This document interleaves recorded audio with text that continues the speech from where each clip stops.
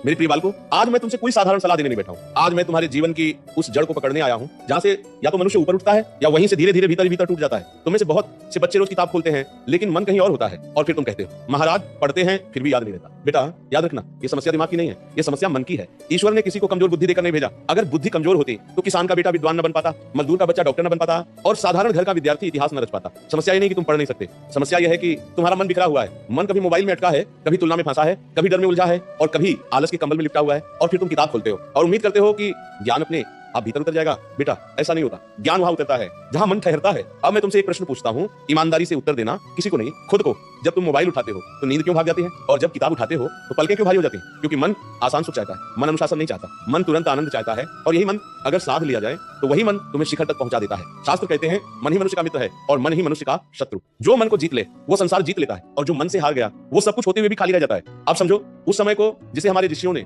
सदियों पहले पहचान लिया था, ब्रह्म मुहूर्त। ये कोई अंधविश्वास